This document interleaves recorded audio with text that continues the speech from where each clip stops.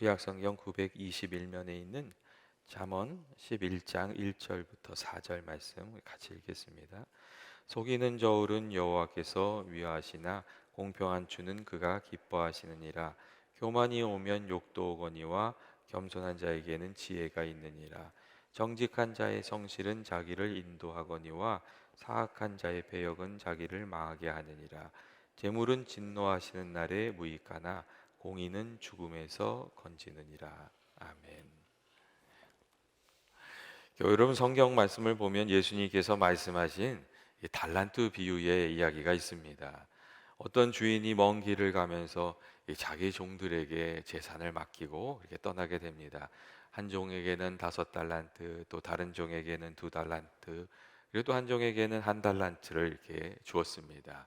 이 달란트는 예수님 당시에 화폐 단위로 이 1달란트가 한 6천 데나리온 정도 되는 그 액수의 금액이었습니다. 그러니까 이 1달란트가 6천 데나리온인데 그 한 데나리온이 하루의 일당이었어요. 그러니까 이제 6천일분의 금액이죠. 그러니까 한 20년 정도 하루도 빠짐없이 다 일하고 모아야지만 한 달란트를 이렇게 구할 수가 있는 거예요. 그러니까 적지 않은 금액이죠. 근데 이렇게 주인이 적지 않은 돈을 각 사람에게 맡기고 갔다는 거예요. 5달란트, 2달란트, 1달란트 이렇게 맡기고 길을 떠났다는 거죠. 그리고 이 말씀은 주인이 일할 수 있는 기회와 시간 그리고 재능과 능력을 이렇게 베풀고 주인이 돌아올 때까지 일하게 한 것이라고 생각할 수가 있습니다. 그 말씀을 쭉 볼로 달란트 비유를 보면 주인이 얼마를 남기라는 이야기가 없어요. 그러니까 그런 점을 보면 주인이 그냥 수고하여 열심히 일하게 했지만 큰 이득을 원한 것은 아니고 이게 주인이 보던 보지 않던 주신 것으로 감사하며 일하고 수고하고 남은 것이 있는 인생을 살아가기를 원했던 것을 우리가 알 수가 있습니다. 그렇기 때문에 이 5달란트 받은 이가 2달란트 받은 이가 각기 5달란트와 2달란트를 남겼을 때 주인이 아주 무척 기뻐하면서 그들을 이제 칭찬했습니다. 반면에 받은 것으로 그냥 헛된 시간을 보냈던 1달란트 받은 사람에게는 주인이 화를 내면서 책망을 했죠.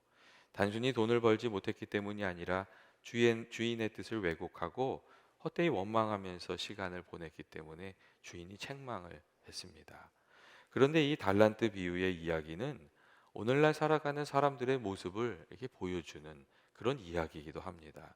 하나님께서 우리들에게 시간과 재능과 가족과 또 삶의 터전을 허락해 주시고 그 안에서 일을 하면서 장사하면서 이렇게 살아가게 하신 겁니다. 그리고 이제 사람들 중에는 5달란트와 같이 받은 사람처럼 2달란트 받은 사람처럼 수고하여 남긴 것이 있는 인생을 살아가는 이들이 있는 거예요. 그런데 이제 문제는 1달란트 받은 사람처럼 살아가는 겁니다. 다른 사람과 비교하면서 주신 은혜를 낭비하면서 거둘 것이 없는 인생으로 마지막을 마치는 경우, 그게 문제입니다. 시간이 지나면 하나님께서 남긴 것이 무엇이냐 물으실 텐데 준비 없는 인생을 살아가는 거죠.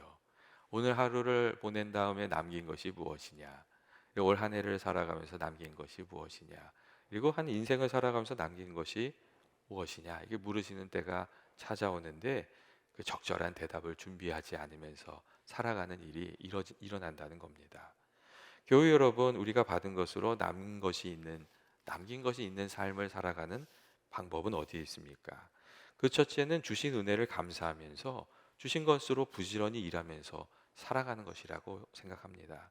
주신 것이 작아 보여도 하나님께서 도와주시면 그것으로 열매 맺을 수 있고 충분히 행복할 수 있고 또 다른 사람도 넉넉히 베풀면서 살아갈 수 있다고 하나님은 늘 말씀하십니다.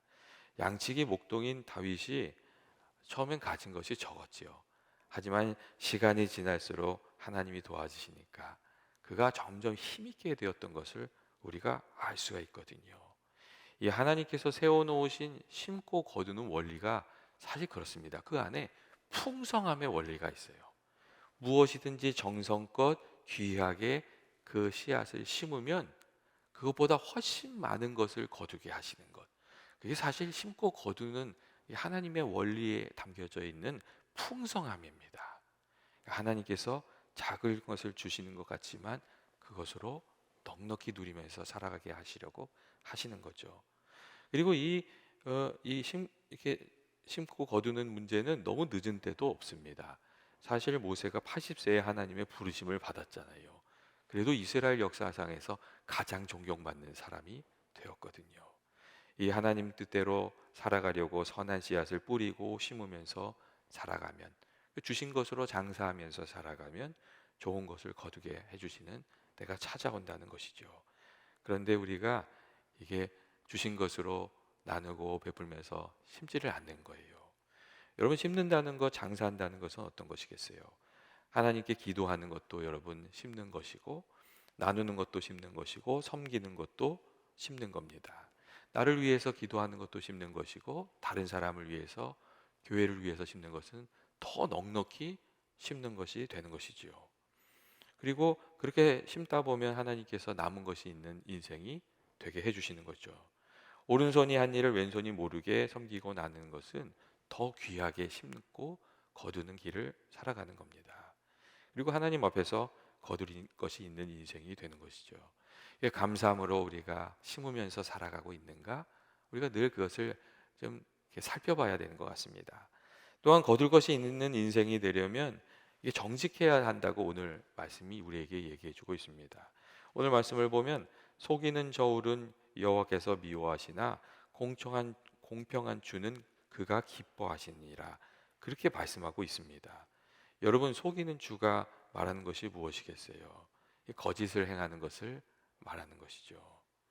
그리고 이 속이는 사람들은 조금이라도 이익을 더 얻으려고 하는 마음 때문에 속이는 거거든요.